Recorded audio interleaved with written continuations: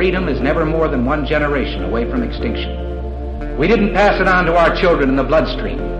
The only way they can inherit the freedom we have known is if we fight for it, protect it, defend it, and then hand it to them with the well-taught lessons of how they in their lifetime must do the same. And if you and I don't do this, then you and I may well spend our sunset years telling our children and our children's children what it once was like in America when men were free.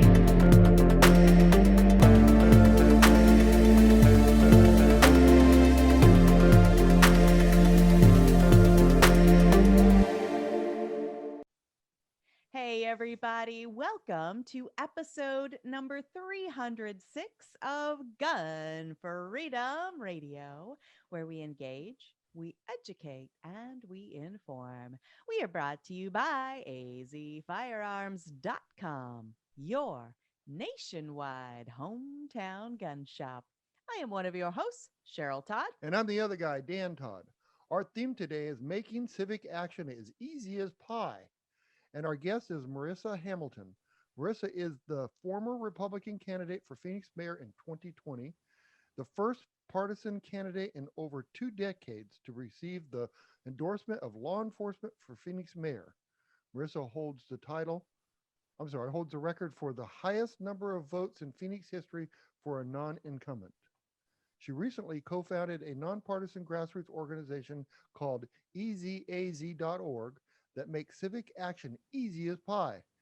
EZAZ.org is on fire with over 5,400 members in a little over 1 month.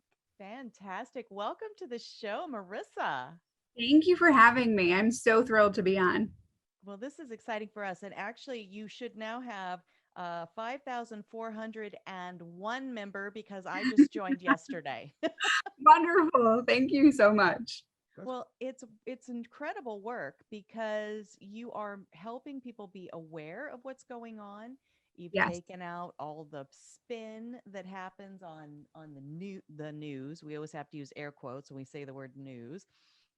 And you're giving us an easy, as it says in the name, an easy way to have an impact and have a voice in what's going on in the Arizona legislature. And so tell us more about this effort. Like, how did it start? Sure. Where did it come from? What do you hope to do with it? So it was around the time of mid-January where my team that worked on my Phoenix mayoral campaign contacted me and they said, okay, your break is over. What are we doing next? And I said, well, there's this concept that I've been thinking about for a few years where we need to make civic action easy.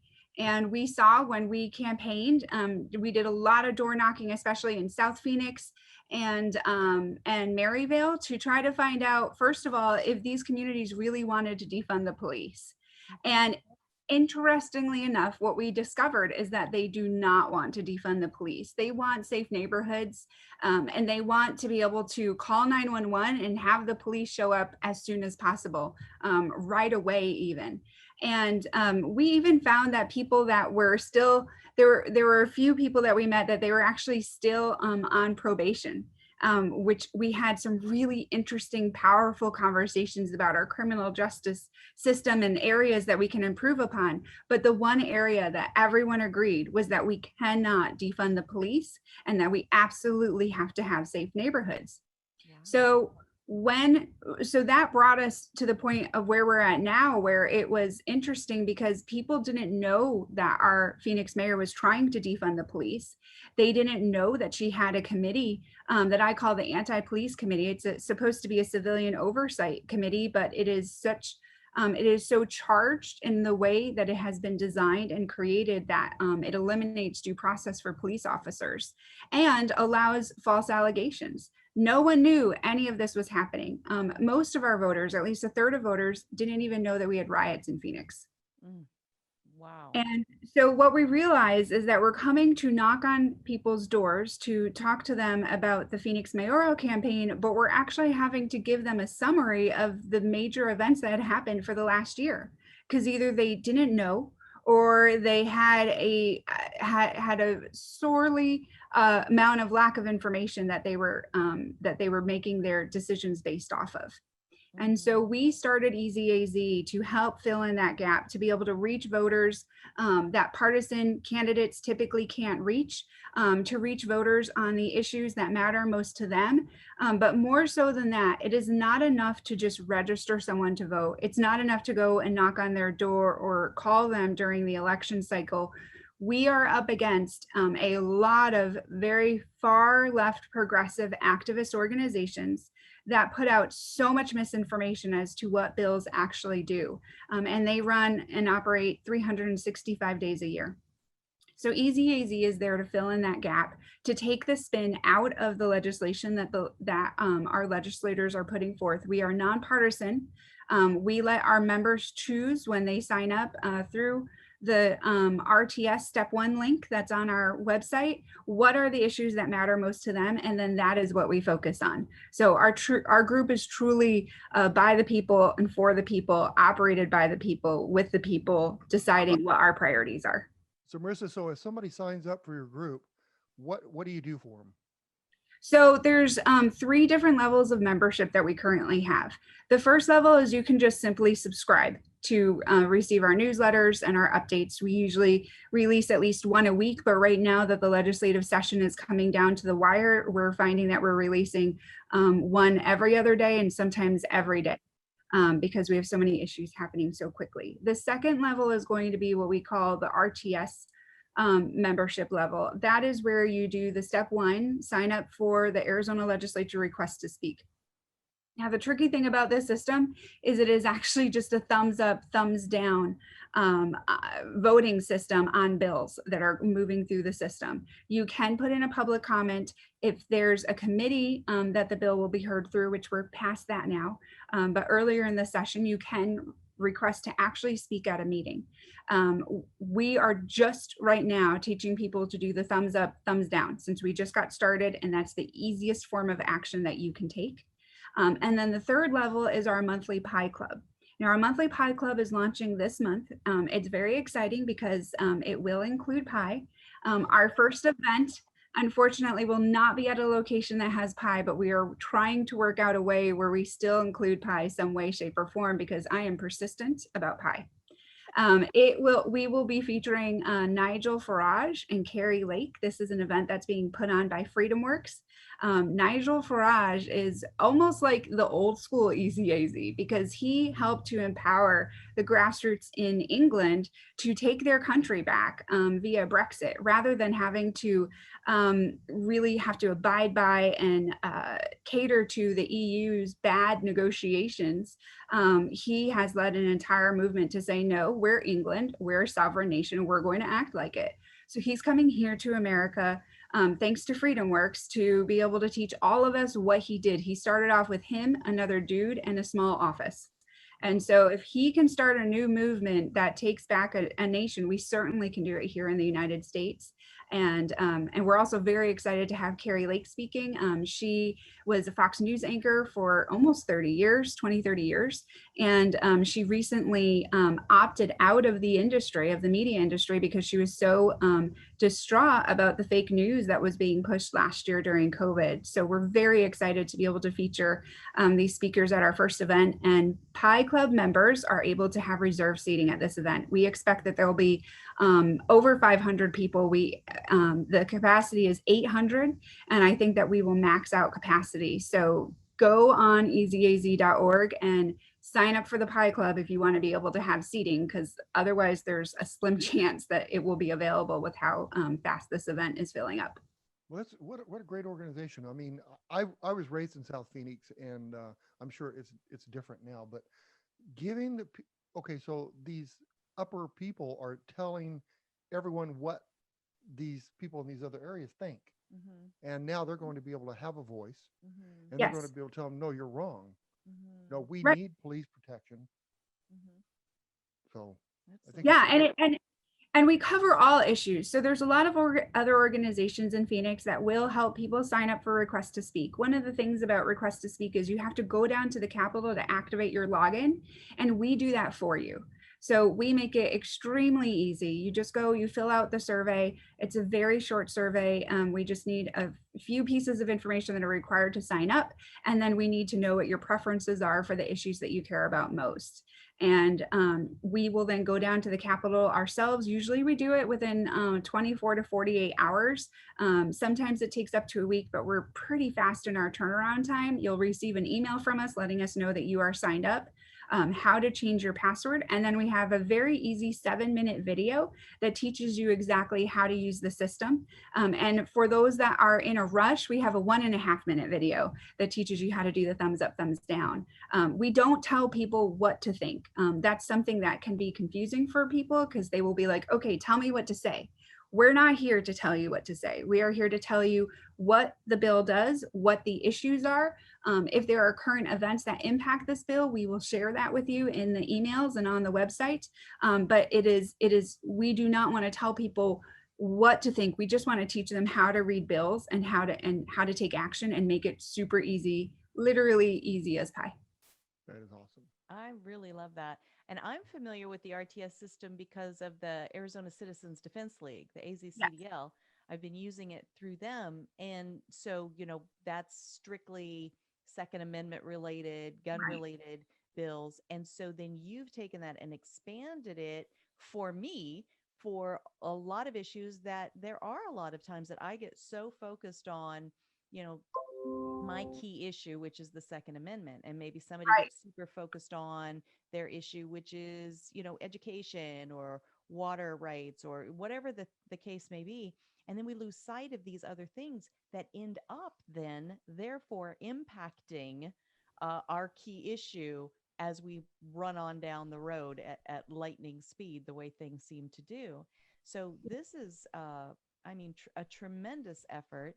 It seems like a very heavy lift, but when I listen to you kind of break it down, it sounds like, it's you've made it as basic and elemental and bite size, pie size as it could possibly be. How did you work? Is it your team that kind of threw ideas at each other, or is it just kind of the way that you think about things that brought this about in this way? I think it's a combination. We have such a diverse team. I am so blessed that we were able to bring so many incredible people on board. And so our team really, the mission that we had was that we view the voters and the taxpayers as the boss of their government. And so that's what the mission was, is that you are the CEO of your government. And as the CEO, that means you need to have the talking points. You need to know exactly what the pros and cons are of everything. You need it in those, bite-sized pieces, and you need it to be super easy. I don't know any CEO out there that is give me a tutorial on how a PowerPoint works. They're like, give me the pros and the cons. Tell me what we're dealing with and I'll make a decision. And so that's how we view every single voter. We are a very high service oriented organization. And some of that, to be frank, comes from my experience working for Councilman Sal DeCiccio. He is very strong on constituent services, and he drives through his organization that the voter, the taxpayer, they are the boss of their government.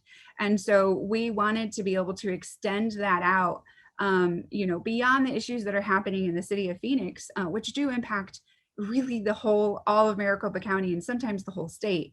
But there's a lot of things that are happening at the legislature that people don't know about. And there's also a lot of misinformation that's happening about what's happening at the legislature. And so we look at those topics and we try to break them down and really take all the extra nuanced fluff out of it that both sides, Republicans and Democrats, will give to a bill and say, okay, how does this actually impact your life? What is going to change if this bill passes? What's currently happening that maybe you don't know bad things are happening right now? And by doing that research and making it easy, we find that we are able to activate so many more people.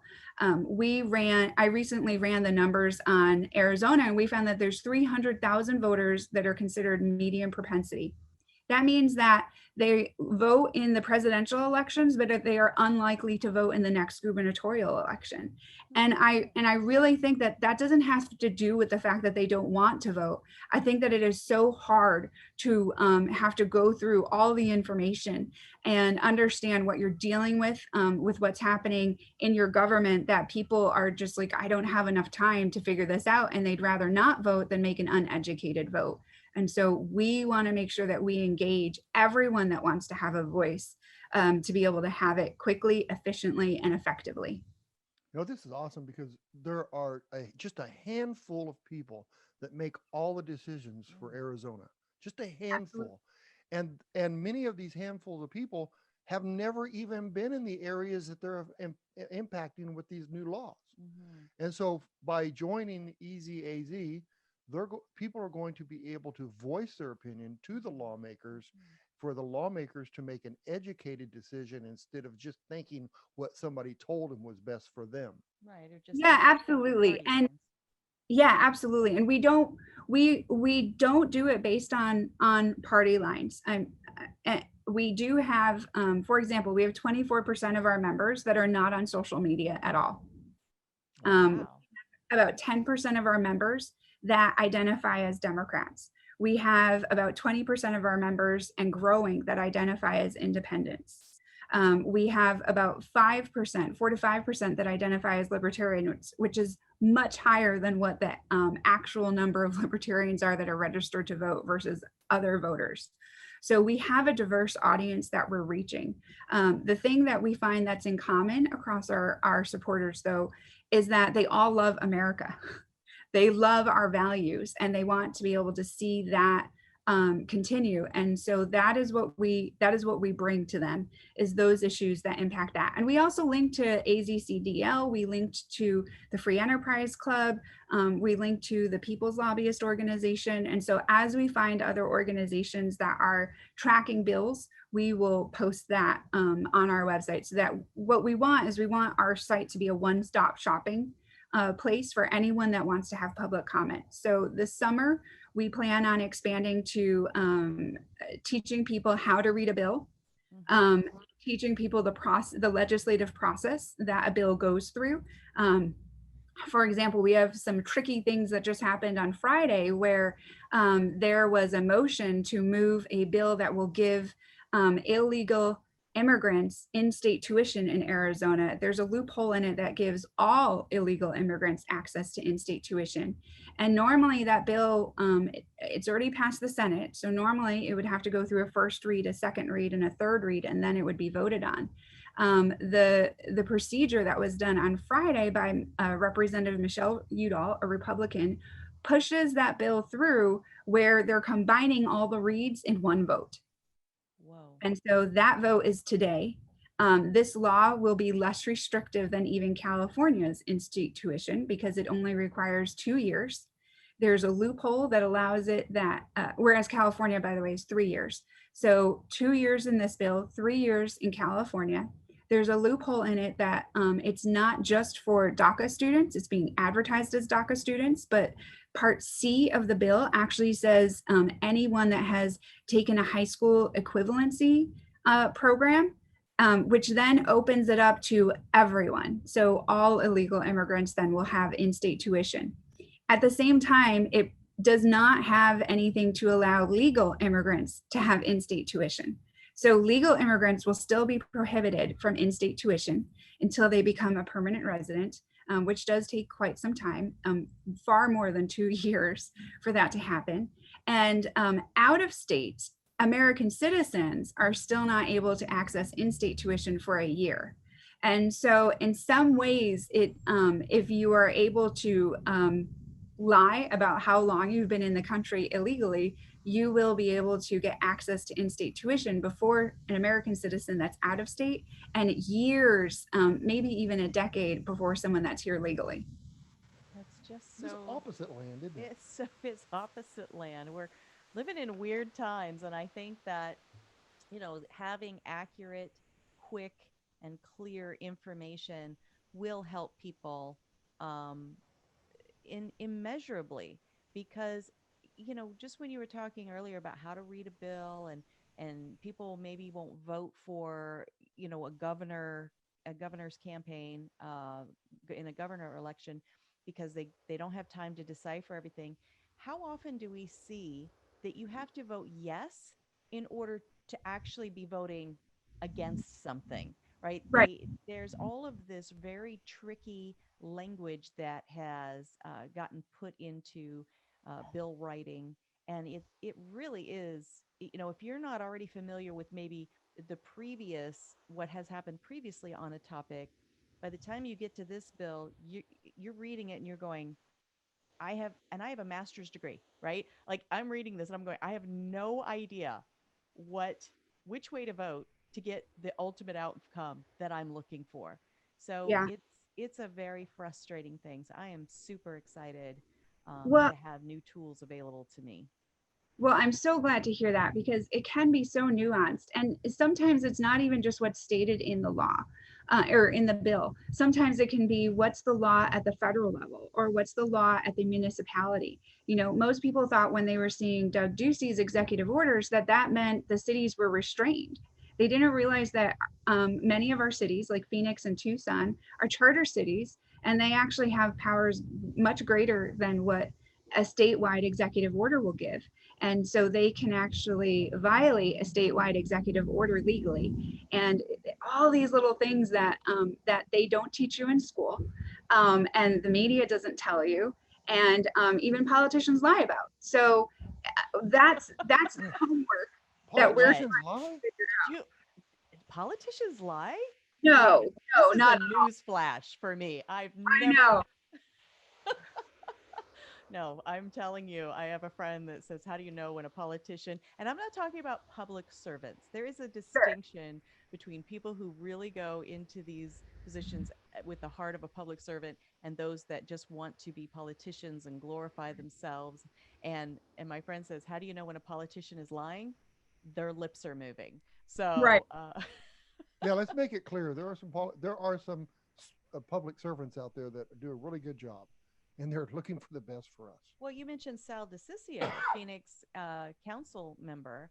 And I mean, he is, every time I hear him speak, every time I see him put something on social media, when I had him on our show before, it's just kind of like, what would the Constitution say? And that's the end of it for him. Right. And I'm thinking, why is he a revolutionary?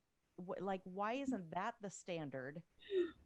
And then when somebody does, something that's anti-constitutional, unconstitutional, that's the thing that's the oddball. Instead, we're in this weird space where, you hear him and you're like, man, that's an amazing idea. Why does that sound like, something I've never heard before? It's frustrating. Yeah, absolutely. I mean, Sal is in, the super minority on the city council. We had, prior to this election, that just happened, and I apologize if there's background noise. I'm at my mom's in Florida, and the trash is being taken out. And there's so many fun things I want to say about trash being taken out versus politicians, but we won't go there. That's just too easy. Too easy. Yeah, too easy. So, Councilman DeCiccio last year, before this election happened, he was on the super minority.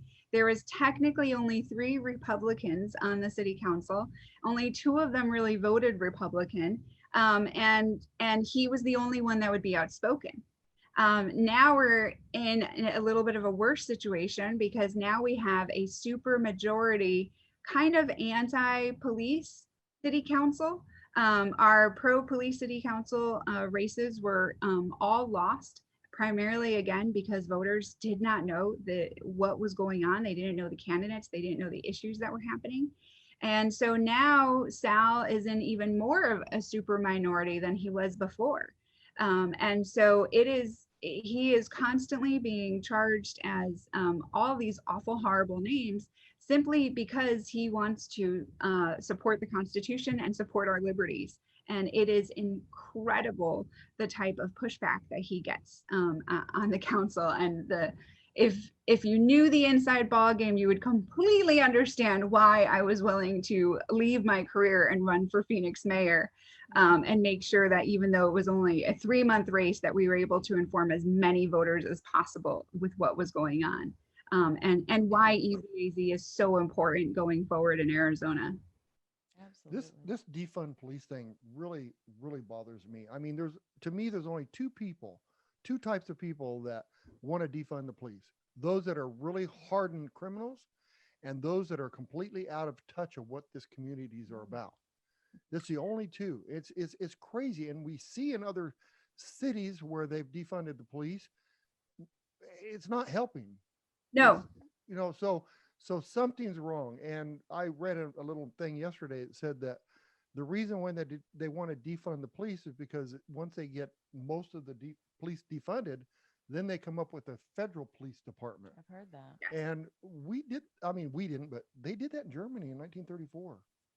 Yeah. Or 30, Yeah, 30. Bode well. I don't think that most of the people that are participating in the defund the police movement, like BLM and Antifa, truly understand what the end game is that these organizations are driving towards. They are absolutely driving towards federalizing the police department, which is a terrible idea, because what that means is that they're going to, in that scenario, and I just had this discussion actually week before last, before I came to Florida, with someone that had been protesting outside the Latinos Community Center that was previously the Trump Latinos Community Center in South Phoenix. He would go there on a loud horn and just blare his loud horn several times a week. I didn't know this. I was invited to speak there, and he started blaring it while I'm teaching people how to be effective at activism. And so I just pointed to him outside and I said, this is not effective activism. I was like, all he's doing is making you to want to participate even more than you already were planning on it.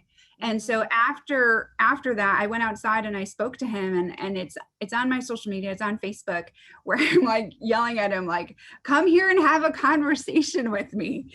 And one of the other people that was there at the event wanted to debate him. And I was like, no, I don't want to have a debate. I just want to have a conversation. Let's talk about this. Let's talk about what we're looking at. Let's break this down. And we had a great 1-hour conversation there. We then followed up with another kind of a little brief dinner meeting where I could talk about some of the solutions. And it took so long to unwrap all of the things and all the misconceptions, in my opinion, that he has about law enforcement and policing. And finally, at the end of it, I was like, okay, if there was one thing that you could do to be effective, what would it be? Like, if there was just, you could wave a magic wand and poof, that became law, what would it be? And he said, I want all police to have body cameras like Phoenix does. And I said, Phoenix doesn't have body cameras for all police officers. And he said, well, the mayor said that they do. I said, yeah, she lied. Every precinct has body cameras, but not enough for all the officers. And he goes, well, and I want the body camera footage to be available like immediately within a few days after an officer involved shooting. And I said, and he goes, so we can just, that's what I want to happen. And I said, well, you basically just described 5 to 10 bills. And he said, what are you talking about? And I said, well, I said, first of all, to make the body camera footage be available, that's a technology issue. That has to do with the technology contracts that the municipalities have. It's a funding issue. It needs to be an appropriation bill. And so I went down all the line of things that would be required to get that one little thing done. And he was like blown away. He was just like, okay, fine, you got me. We can, I was like, do you want to work together on this? I would be happy to make you effective, but as long as you don't riot, like don't destroy buildings, I'll teach you how to pass laws. And we can work on things to make policing better and have safer neighborhoods. Do you agree with that? And he said, yes. And I said, okay, let's do that. Just gave me goosebumps. Right, that is awesome. That is so beautiful. That is exactly what our founders have intended for us, right? Because they had the Federalists and the Anti-Federalists, and that tension is what gives us the best product. And, you know, when one side is just constantly squelching the other side with their bullhorns or with their social media, when they're taking people off social media and infringing on our First Amendment rights, all of that, we don't get our best product and our best future. And man, that is awesome. Amazing. Thank you so much for that. That person, he's listening to what you're saying. You're not forcing it on him. He's listening to it, and then he's going to tell his friends Right. and it's just going to go on. But, you know, I'm very active with police departments. I mean, I talk to a lot of officers, and I'll tell you, there's many that they don't want to go out of the precinct without a camera. They Right. want the cameras. Absolutely. And it's like, and I do agree with you that why would we hold a camera recorded message, recorded view any length of time? You know, Well, the other than only to protect the innocent, maybe. right. Exactly. But that, you know, that should be out quickly. You know. Yeah, there's a due process component to it that I explained to him. And I said, look, if you have all body camera footage just gets released immediately, and there was a crime that was committed, and that crime needs to be prosecuted, there is not immunity against police breaking the law. If a police officer breaks a law, he's held to that same level of account as all of us, and even in some cases to a higher standard than we are. And so I said, if you eliminate due process for police officers, you are eliminating it for regular citizens. And so we need to be very careful to make sure we're upholding our Constitution, regardless of what your biases are on this subject. We have to make sure that we maintain due process. Yeah, absolutely. And one of the things that one of the officers I was talking to a couple of days ago says, you know, so when one officer does something bad, which there are bad seeds out there, when one officer does something bad, they blame the whole police system. But then when one group or one type of person does one thing wrong, it's that one guy. Right. And it's like, so that's kind of an issue too. Right. Well, just even with firearms, you know, somebody misuses a firearm, and so the people that hate our rights use that as a blanket indictment to all gun owners and all guns themselves. What So if we just break it down to the personal responsibility of that one individual person? That requires critical thinking. Yes. That requires free flow of information. That requires conversations like Merissa just demonstrated to us. That's amazing. I want to move on because we're starting to run a little tight on time. We are sitting in the studio. Today is Monday, May 10th of 2021. Here in Arizona, the Election Integrity Audit is still taking place as we speak. This is a historic event, but many here in Arizona and across the nation are acting like the idea of an audit is somehow un-American. And actually, I kind of wish the IRS would get that memo, right? Because we've been audited by the IRS. We're gun store owners. We are audited by the ATF on a regular basis. So the idea of an audit to us is just kind of like, well, yeah, you should. It's like in school when you were doing math homework and they said, show your work, right? That wasn't un-American. It was show me how you got to your answer. So what are your thoughts on where we are in the audit and how the Arizona legislature coming to a close for this year? How are those two things impacting each other? There are definitely some concerns in that arena. My background in the private sector is actually in technology and supply chain. I helped to lead a lot of our national committees to write our standards for traceability and chain of custody and master data management. So a lot of the same concepts apply to election integrity. And so this is something that is near and dear to my heart because our election standards are really 15 to 20 years behind the private sector. And so it is very frustrating as a professional coming from the private sector to see how our elections are operated and having all of our media, all of our politicians, all of our election professionals saying, yep, this is good, everything is fine here. And I'm like, we can track our packages on Amazon from the point that it leaves the location. We can see it on a map where it is until it gets to our house, and then they take a picture of it for us. Like if we could even just do that in our elections, we would be light years ahead of where we're at right now.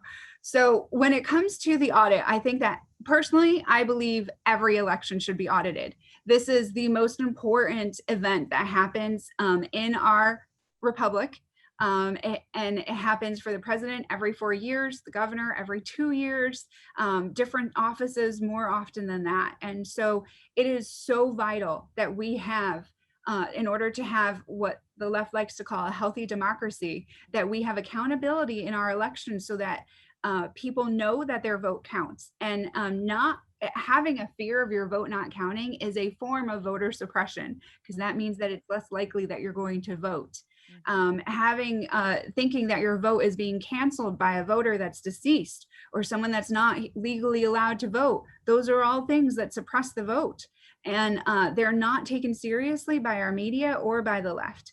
And so the concern that we have right now is that if you haven't been following it, the Katie Hobbs, Secretary of State Katie Hobbs, has brought the DOJ in to try to shut down this audit. At every turn, she's tried to shut down the audit. And so they have brought in about, I read at one place that there were 70 lawyers. I don't know if that's true or not, from the left that are funded here in Arizona now to cancel the audit. And so my fear is that if we do not keep our legislature in session through the audit and then pass the audit to get whatever new bills need to be passed that we learned to secure our elections going forward, that then it will not happen. In order for a subpoena to be enforced, the legislature has to be in session. The Senate has to be able to vote to enforce a subpoena. And so there is a function where they can do periodic recesses to keep the legislative session open until the audit is completed. And we have a survey out on EZAZ for people to take. We've had over now 3,700 responses to the survey.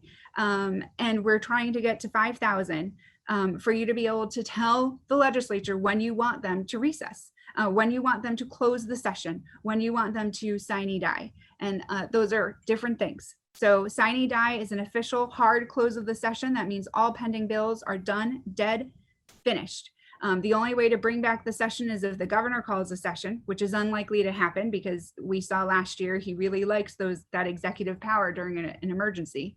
Or 2/3 of the legislature calls us back into session, which is never going to happen because the Democrats do not want us in session. And so this is our one chance, probably in the history of our state, to do a comprehensive audit. Right now, signatures are not included in the scope of the audit. Those envelope signatures, where about 80% of our voters vote by mail. You don't vote if you don't audit the signatures. We don't know if ballot harvesting happened. We don't know if deceased voters were necessarily voting if we can't match those signatures up. So important that we get that done. So go to ezaz.org to complete that survey. We have sent a separate survey out to the legislature asking them when they will sine die. And we are following up with phone calls to them to find out what their answers are. And so once we have the answers of both surveys, we will then put them side by side and publish them so that you can see what the people want versus what the legislators say that they're going to do. I know we're running out of time. Wait, but I have a quick question okay, go ahead. first. So one of the things that's confusing, and I've been following the audit fairly closely, your organization had put something out that talked about, I believe it was Mark Finichem, who was, you said, did he give out false information? Now he's one that's been, he even calls himself like a honey badger about this audit, right? And so it was confusing for me, and I didn't yet dig into like the details of it. But so at a glance, I was like, wait a minute, why would he not be as concerned about keeping the legislature open as you are or anyone else is? If he's okay with closing it, why would he be okay with closing it? Because he's so invested in making this audit a reality and a reliable audit. Can you? Yeah, that was very concerning for me when I found out that he was trying to stop people from taking our survey, because it's a simple survey and you can answer it yes or no.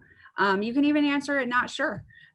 So for anyone that has seen the movie Idiocracy, there's a character called Not Sure in it. So we added not sure to it for those that weren't, that if you're just not sure, you don't know. It's a difficult question to answer. So there are pros and cons to doing this, right? So if you keep the session open, you have a better chance of protecting the audit. If you keep the session open, though, the two things that are negative to that, especially for a legislator's perspective, is that means that new laws won't go into effect until 90 days after the session closes. There was some misinformation going out that said that if the session lasted past the 90 days that the laws should go into effect, then all the laws would disappear. That's fake news. That is not true. The laws, if you go back and you look at the legislative sessions on azledge.gov, every year the new effective date for laws is different. It's 90 days. The general effective date is 90 days after the session closes. So that's not a risk that happens. It does mean some laws will be delayed from going into effect, but most of these bills this year are from last year because the session closed early. So we've already had a 1 year plus delay on these bills going into effect as law. So it's not, I haven't found any law yet that's going to be that much of a crisis for it to be delayed. The second thing, though, that happens is politicians, our elected officials, public servants, whichever category they fall into, are not going to be able to fundraise from lobbyists and PACs while the legislature is in session. And this applies to all the elected legislators. So that is a concern that many legislators have. And I don't want to just disparage that. Fundraising is very important. I personally don't support getting a large majority of money from PACs and lobbyists because I think that it skews creates a bias in that legislator against the people. But that is the prerogative of every single legislator, and fundraising is very important. That's how you win races, and that's also how you lose a race if you're not very good at it. So it is something that is important. It is something that they need to pay attention to. But if we don't get this election integrity audit completed, then we run a risk of a few different things. One is suppressing the vote in 2022, which is a very bad situation to be in. Two, not being able to identify what are the areas of improvement for election integrity in Arizona. And three, we're really disappointing the entire nation because the whole nation is watching this audit and counting on it having the support that it needs. And in my opinion, we have worked far too hard as citizens to push the legislature to do this audit. And my personal opinion is that we are abandoning it if we sine die early. And so I think that our legislators, if they are going to hold to their oath in the Constitution, like Mark Fincham says that he is doing, then he can abandon this audit. And we have a difference of opinion on that, but the email that, or the information that he had sent out to someone was that the Constitution doesn't allow for an extended sine die, and that's not true. We are in an extended sine die right now. And so the legislature supported that. It only needs to be done by a majority vote. There was another email that I received from someone where he said that he needed to get the votes from the Democrats to extend sine die. That is also not true. It just needs to be a simple majority vote. And so I don't know why the misinformation is out there, but we are here to correct it. Well, I So, appreciate that. what is Katie Hobbs' excuse for not wanting the audit to go through? We don't know, because when that question was asked from her, she ran away from the reporter. So I have tweeted out to her to be on Sam Stone's radio show, Broken Potholes, for us to get that answer from her. And she has not replied to the tweet. So we don't know why she's trying, because it's not just that she opposes the operations of it. She wants it stopped. And that's a very important distinction. There are some things that I would like to see the legislature change in the way that they're operating this audit. But that's different than saying that the audit needs to be completely killed. We do need to wrap up, but did you want to expand on what you feel could have made it superior, or is that kind of like its own show? Honestly, that's probably its own show. I mean, this is an area where I have some expertise in, not in the function of elections, but in the supply chain. And so it is one thing. There's two things that I can say as like quick talking points on it. One is the fact that they aren't able to do the batch counts. And so what that means is that the Dominion system is set up to store the counts in batches of 200. So that if you do an audit, you should be counting then the ballots in those same 200 batches. so that you can then identify that this batch is the one that doesn't match, versus all the rest of these batches match. So they're not doing that right now, and it's because they're not able to access the information from what I am, as far as I can tell from the information I've looked into. So, and what will happen right now is that when that counting concludes, if it's off, which it likely will be because hand counts are a little bit harder to judge by, then we won't know what batch is off. We won't know where it came from. And so it's almost like, well, we are however many ballots off, but there's another, we have to go back and count the 2 million again to figure out where it comes from. You have to be able to count within those batches to be able to identify what batch is off and then complete your investigation after that. Another thing is that Maricopa County doesn't have the passwords to the full Dominion system. And that is highly concerning. So I did talk to Garrett Archer.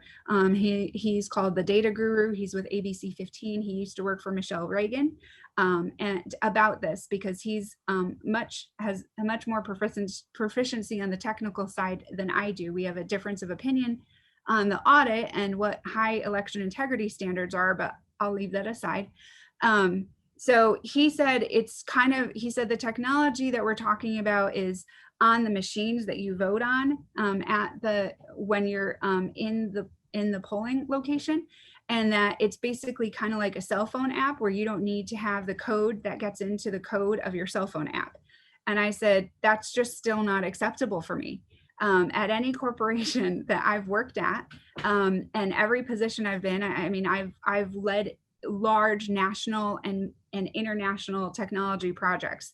It was never acceptable for us to not have access to every single part of that system if it's your operating system. And Dominion is the operating system for the technology that drives our elections. And so this ultimately means that Dominion is the only one that possesses the passwords to manipulate the code, and not Maricopa County in this portion of the hardware and software that runs the elections. And so Garrett didn't seem to have a concern. I think that it's highly concerning, and I personally think that should be a new law. That is interesting. And these are the kinds of things that I think are going to ultimately come out of this historic moment that we're in and this audit. Maybe even more impactful than, was Trump really, did he really win Arizona or not? But if there were things that were done wrong, whether they were just lazy or whether there was malintent or whatever the case may be, let's find out what those are now. And absolutely. So that we can move forward with a better and more secure system. And so I think that these are such important conversations to be having right now, rather than just, that's un-American, that's unconstitutional. Yeah. It's a constitutional crisis that we're checking our work. I mean, some of these things are so childish and so just on their face partisan and divisive, that we really should be able to start looking down that list and going, okay, that argument, let's just not even put that in the conversation anymore, because that's ridiculous. Let's really get down to the nuts and bolts about how does it work, how should it work, and what needs to be changed in the future to secure it. Yeah, and I think that there's two really important things to pay attention to here. One is that this audit is a bipartisan effort, whether Democrats want it to be or not. John Brakey, who is a progressive, is one of the leaders in this audit, as is the Maricopa County Libertarian Party Chairman Brandon Slayton. And so even though the Democrats have refused to participate, people that ideologically agree with the Democrats have stood up and said, no, we're going to participate in this audit and make sure that it's run efficiently. So I'm so thankful for their leadership. I know both of them. Both of them have been very strong on election integrity for as long as I've known them. And then the second thing is that if these laws don't go into effect now, they will not be effective for the next primary election. And so that is why it is so important for us to delay, in my very strong opinion, delay sine die and do a recess, because you see the shenanigans they're doing right now. They're bringing the DOJ in while we have the legislature in session. What are they going to do once the legislative session closes? Yeah.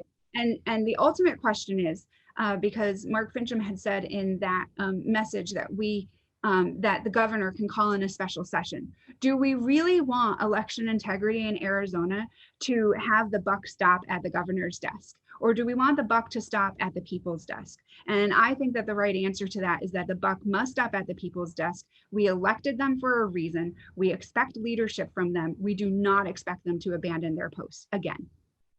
Well, it's getting late and it's time to go, but I just have to make one statement. As an outside guy, I mean, I don't really get involved in a lot of the ways that we vote, things that we do.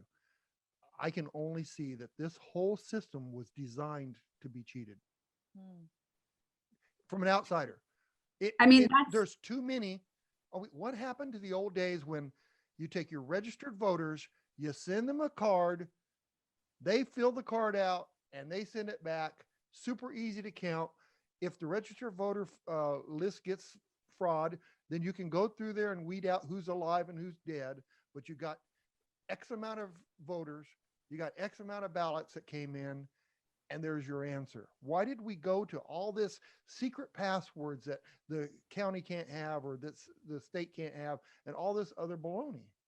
I mean, why? Well, I think that a bigger question is, why do we need laws for common sense? I mean, we expect all of our our recorder's office, our board of supervisors, these are all elected officials. We expect them to act in our best interest. And the fact that we basically have to nanny our elected officials as the people, we have to nanny them to do the right thing on these small issues is very concerning to me. Yeah. In some cases, I think it goes to dereliction of duty, for lack of a better term. And I know those are very strong words, but these are elections. This is what maintains us as a republic. This is what maintains our sovereignty.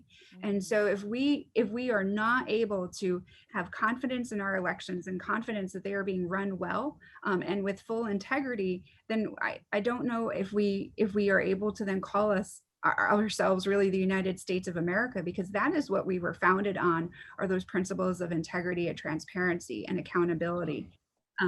So I know that we're short on time, but there's just two other things that I want to mention, changing the topic, if that's okay. Please go on EZAZ.org and register, at least subscribe to our website. One of the things that we'll be releasing later this week are the bills on critical race theory that are going through. There's two bills that are very important. One of them will ban critical race theory from being taught in schools to children. I think that's a decision that parents need to make. But we will be providing that information for those that aren't aware of it. Critical race theory basically is a theory that says that all of our laws in the past, all of our elected officials, everyone that's ever served our nation, pretty much was doing the actions that they were taken to be racist, and that our country was built on racism, and that we need to really dismantle the country for the sake of racism, which I just think is patently absurd.